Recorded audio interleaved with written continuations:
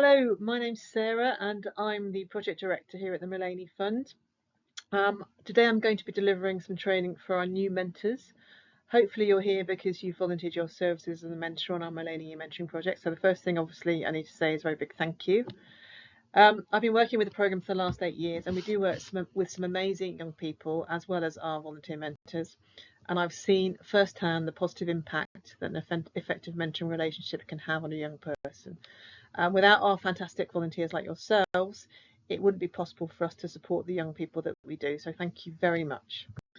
So to begin with, I'm going to give you a brief overview of what we do and who we are here at the Mullaney Fund. So you've got a bit of perspective about you and your role as a mentor on one of our projects.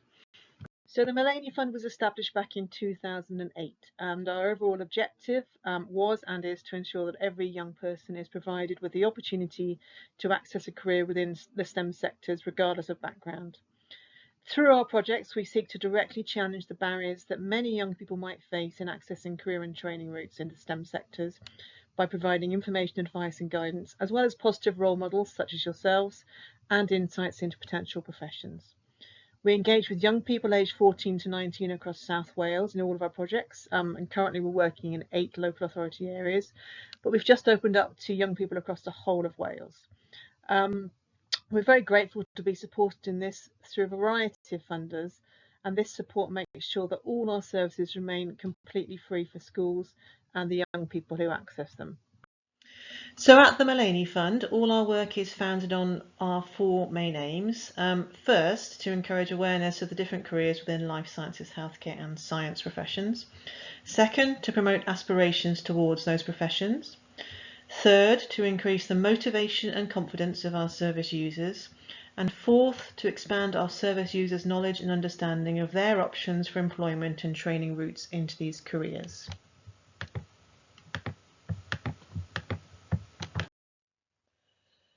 In order to achieve these aims, we run 3 distinct programmes of support.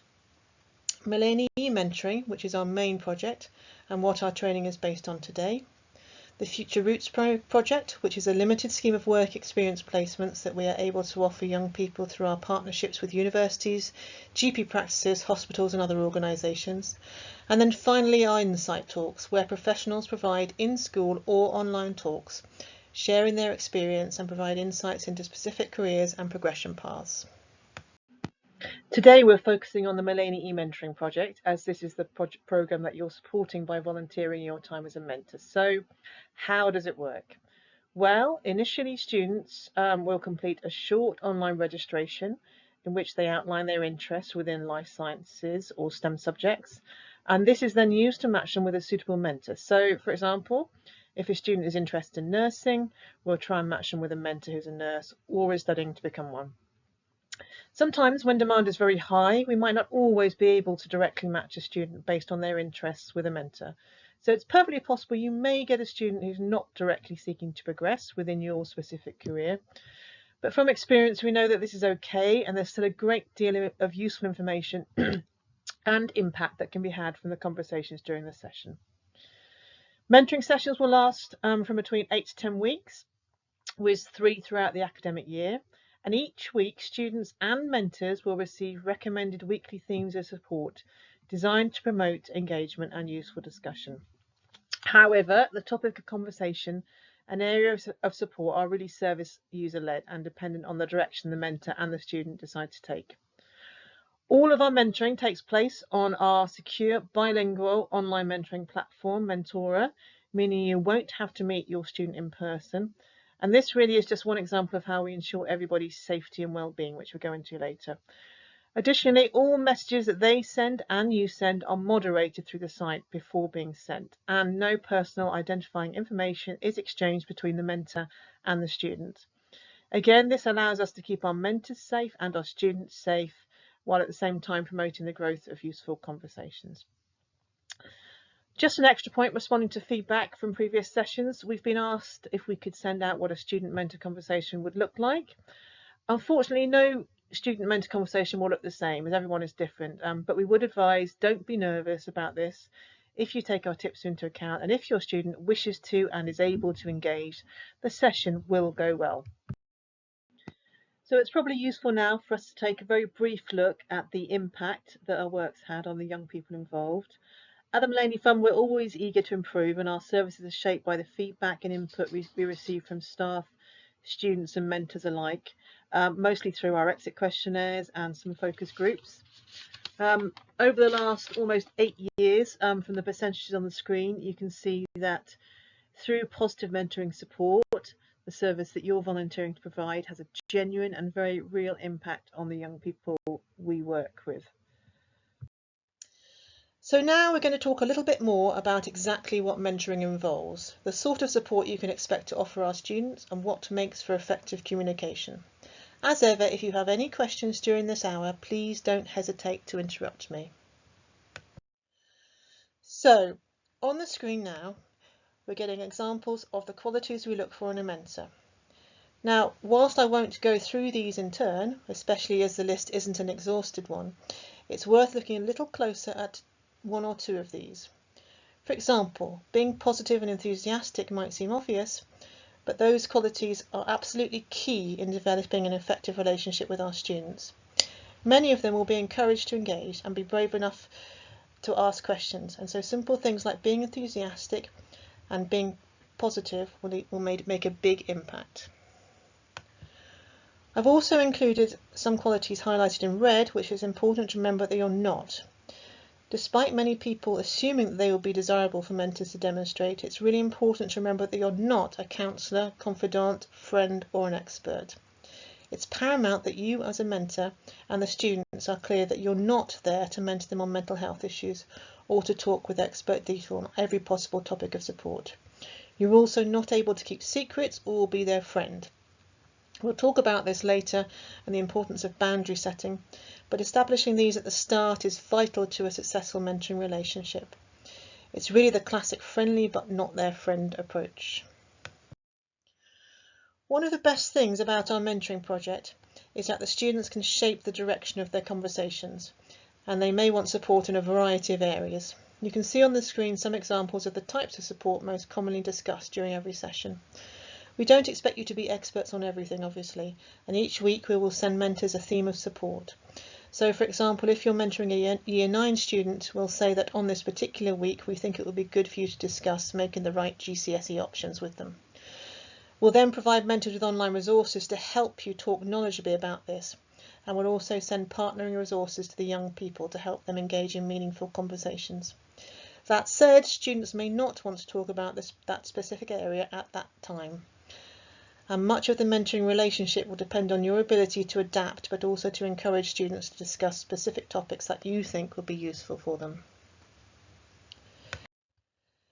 So it's really worth at an early stage giving thought to the students you'll be mentoring and to what some of their concerns, their challenges and their feelings might be. If you're mentoring an older student in sixth form, their concerns around university applications, for example, securing work experience and upcoming exams may be top of their list. Whereas with younger students, a general uncertainty about what careers they're interested in and simply how to get into certain roles might be more on their mind. Our mentors are fantastic at adapting their approaches depending on the needs and age groups of the students they interact with. And we're there to support you with advice, resources and information should you need it at any point during the session. And this ability to adapt will be more important than ever in the current circumstances, as students are likely to have new and developing concerns or questions that we can't yet anticipate. Rest assured that we continue to develop additional resources to help you support students with these, and we are producing more resources and guidance as and when there are policy changes. It might sound obvious, but communication is key to any mentoring relationship, never more so than when working with young people. Although it's impossible to provide too much training around communication in this session, there are a few important things to consider which will help you to adapt effective and positive communication with your student. Firstly, building rapport is essential. If possible, be the one to send the first message, as this will show your engagement and enthusiasm. Try to use friendly, informal language and ask open questions. If you can show interest in what their interests are and talk more than just about your studies, then this will set you off well. Try to keep your messages succinct.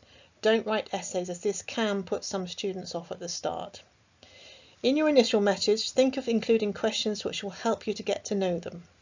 We'll send out guidance on this later, but asking them about their future goals, their interests and what their favourite subjects are is always a good start.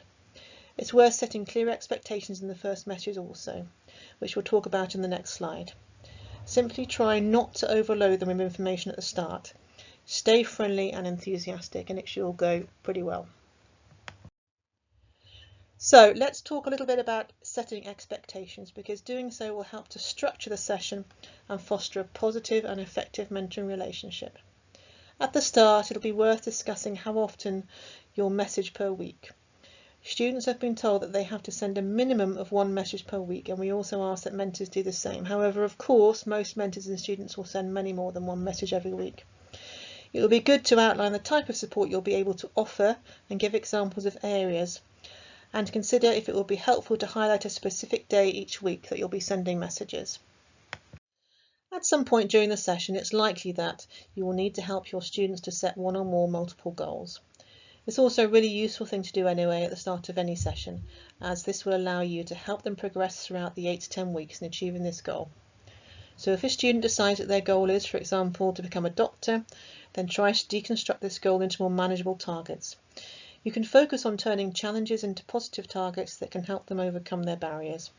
So for a student who wants to become a doctor, a good target would be to find some relevant work experience, which, with no family or friend networks in this profession, may have seemed impossible to some of our students before discussing it further. So I don't intend to go into too much detail about target setting, and of course you will have access to this training when it finishes today, but it's worth trying to make sure that when setting any targets with your students, that these targets are smart if at all possible. I'm sure most of you will understand what a SMART target is, as you've probably gone through it in your studies, etc., etc. Essentially, it's a way of ensuring that the target is structured and possible to achieve. So to reinforce what makes a SMART target not a SMART target, we've got two examples on the screen. As you can see, the first is I want to get some work experience next month by sending 12 placement applications off every week so that I can gain experience in my chosen career. It probably won't surprise you to know this is not a SMART target, and essentially it's not a SMART target because it's not specific enough. It's very general. What kind of work experience are they trying to get? And it's also not particularly achievable. It doesn't seem realistic to expect a child to make 12 applications every week. So that's not a SMART target. The second one then, I want to have finished my UCAS personal statement by the end of the mentoring project. I will aim to have sent my mentor 2 drafts for feedback. Again, it probably won't surprise you to know this is a SMART target, and it's a SMART target because it ticks every box. It's specific enough. It's talking about writing a personal statement. It's measurable, as we can judge whether they have written that personal statement. It seems realistic to expect them to have drafted 2 versions in the 10-week period of the session. It's obviously relevant to their long-term goals, and it's time-based, so this is a SMART target. Don't worry too much about some of the structure of your targeting, but when you're helping to set goals, obviously this will come in handy. And now we're going to move on to an important element of our training, safeguarding. And as with any project working with children and young people, safeguarding is our first priority. And as mentors, it will be your responsibility to help us to ensure the self-safeguarding and well-being of all our users. All of you should have received a safeguarding guidance document which outlines the process you should take in the event of a safeguarding concern or incident. If you haven't received this, it's really important you let us know, so please do let me know at the end and we can resend the document. It's important to remember that our students represent a diverse group of people and each faces individual challenges and have very specific needs. Now, as mentors and staff at the charity, we must always consider the well-being of our students. And although it's unlikely you will face any issues, it is clearly better to be prepared. Your role is relatively simple as a mentor in this regard. You should stay vigilant but don't panic or try to investigate too much. The Mullaney Fund has a designated safeguarding lead, myself, Sarah James, and you should inform me as soon as possible with any disclosures made to you by young people or any concerns you have.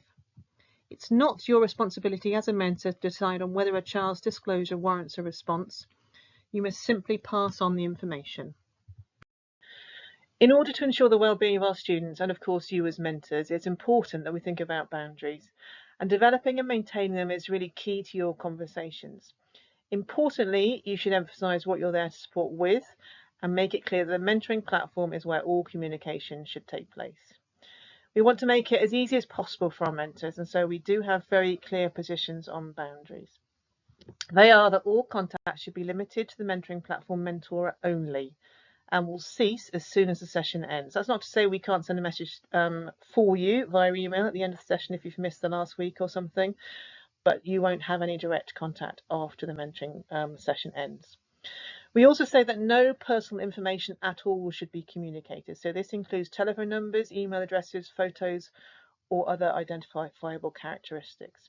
There has been some confusion recently because we've had some mentors who've kindly wanted to set up work experience placements and wanted to pass on their personal email addresses to enable this to take place.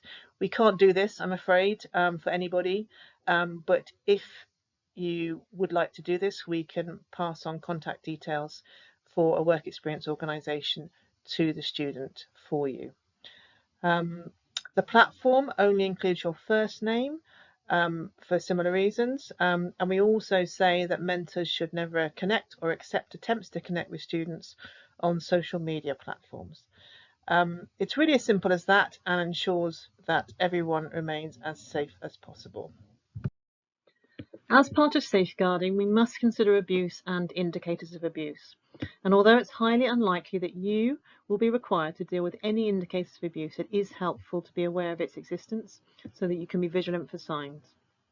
Now, there are many types of abuse, and not all look like we might expect. Broadly, abuse can fall into the following categories of domestic, sexual, neglect, online, physical, and emotional. But most relevant to you will be to consider some of the online indicators of abuse that you may well see in your interactions with young people. One of the first online indicators is an explicit disclosure where a young person directly says that they are being abused. Now, this is the most unlikely type of indicator, but it's something to be aware could happen. Other indicators of abuse can be where students are describing unhealthy relationships or unsuitable living conditions.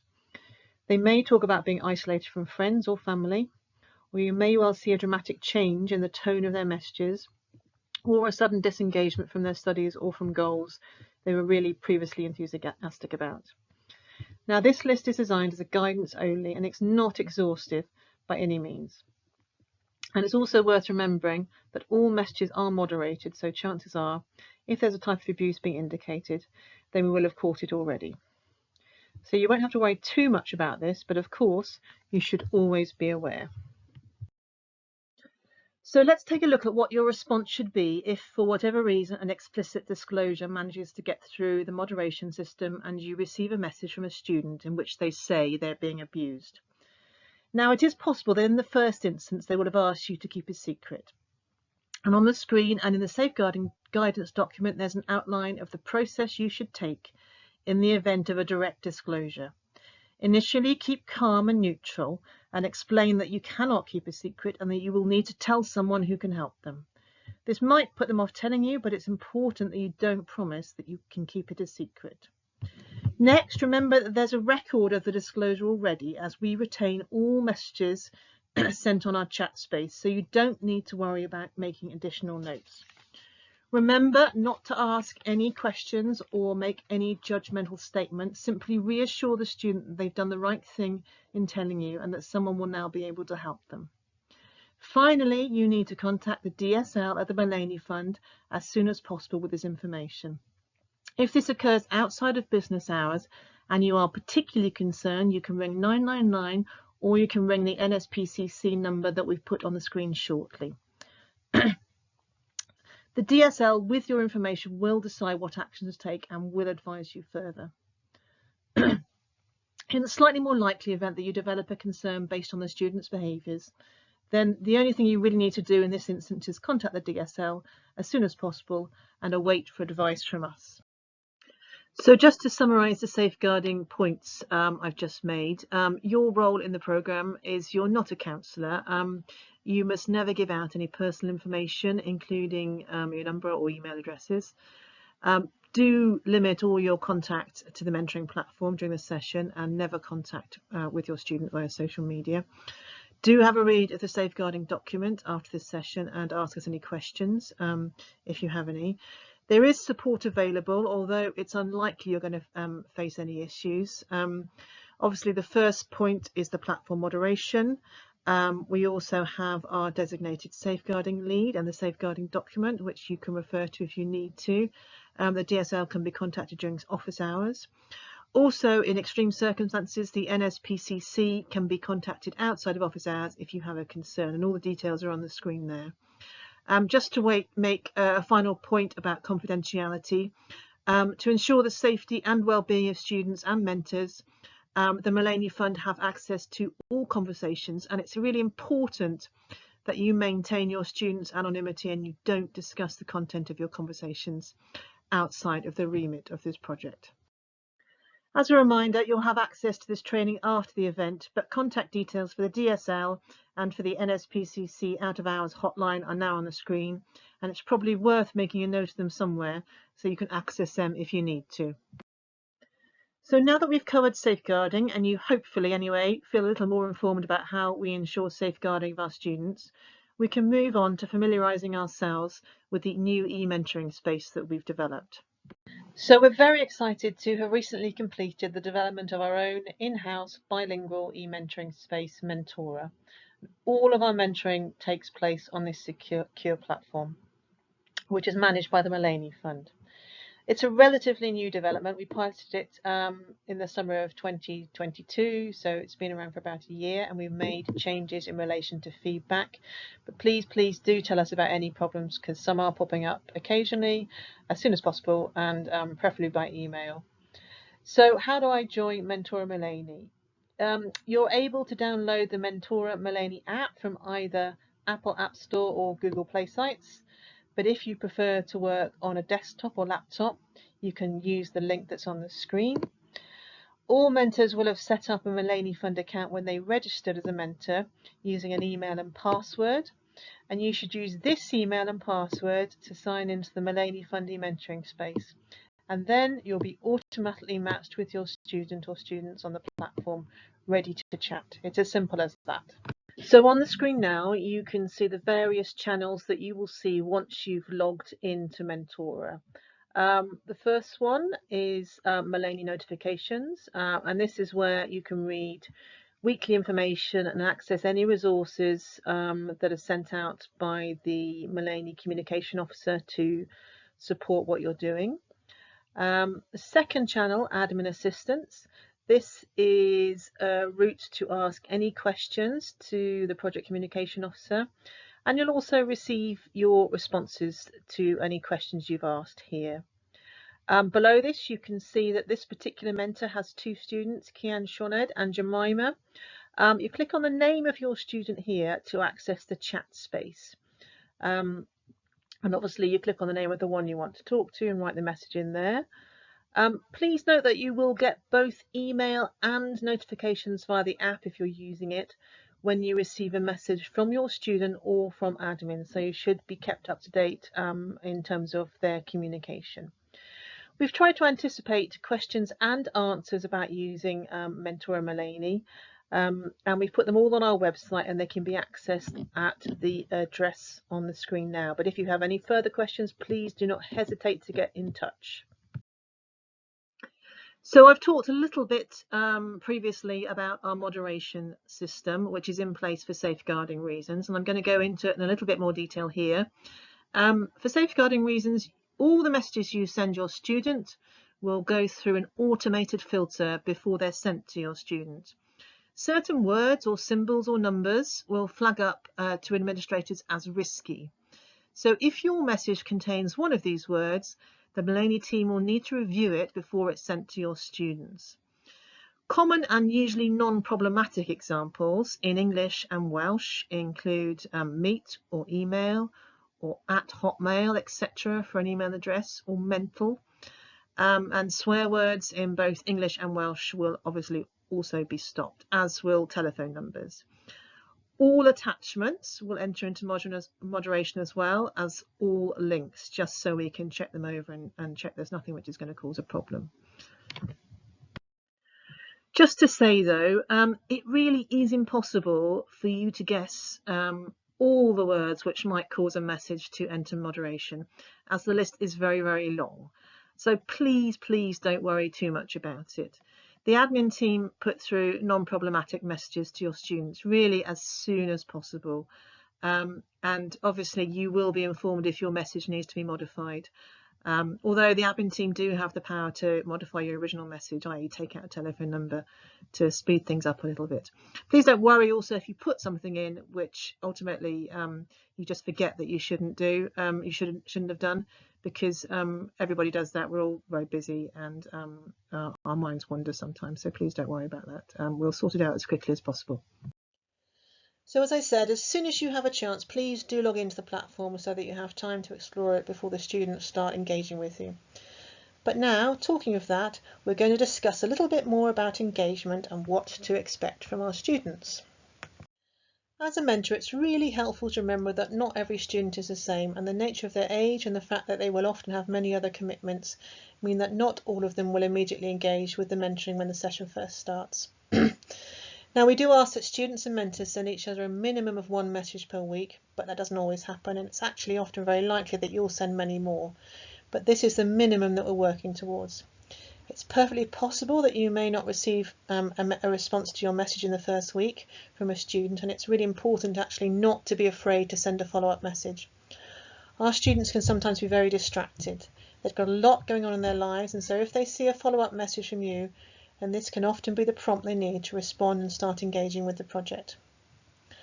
At the Mullaney Fund, we're very keen to ensure that there is as much engagement as possible, obviously, and so we do monitor engagement across the platform.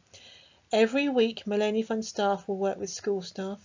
We send them engagement reports of who from their school have sent messages and who haven't. Equally, you can see if a student has sent a message and a mentor hasn't responded. Now, we understand that you can be very busy, but if that message goes days without a response, it can be quite off-putting and disheartening for the student. So you may well get a message from a Mullaney Fund staff member just saying, oh, by the way, we're not sure if you've seen this, but there's a message from your student. Could you possibly respond when you have a spare 5 minutes? Of course, if you've got any problems or concerns with engagement, then absolutely contact us through the support channel so that we can give you some advice and guidance if at all possible. There are some common problems. Sometimes students simply don't respond. They sign up, they log in, and then they decide they just don't want to do it. This happens rarely, but it does happen, and it obviously can be quite disheartening for a mentor because we know that you've given up your time and are eager to engage with a young person. And it can be quite frustrating. It's really nothing that you have done. It just sometimes happens. Similarly, and probably equally disheartening, sometimes students respond with very short messages. This tends to be because they're quite shy. It tends to be because they don't know how to interact with someone who's older than them and who is in a profession they might know very little about. It's okay to encourage them, to ask them more open questions, to send a couple of longer messages back and only receive short messages in return. It's nothing you're doing wrong. It's only that sometimes some students take a while to fully engage with our project, and they are almost certainly still getting a great deal of benefit from your interaction regardless of how short their messages are. Thankfully, engagement across the board seems to be really good, and it's normally a really rewarding relationship for both student and mentor. As I said, sometimes it's possible the student doesn't engage in the way we would like, and if you've ever got any concerns about that or queries about how you can engage them further, then please do contact us, because we're very used to these sorts of questions and can often do something and provide some advice to help you out. We're now coming to the end of the training session for today, so I hope you found it useful. Appearing on the screen, we've got some important do's and don'ts for the project. I don't intend to go through each one, you can do that for yourself, but essentially please make sure that you take the initiative and enthusiastically engage with your students to promote useful conversations.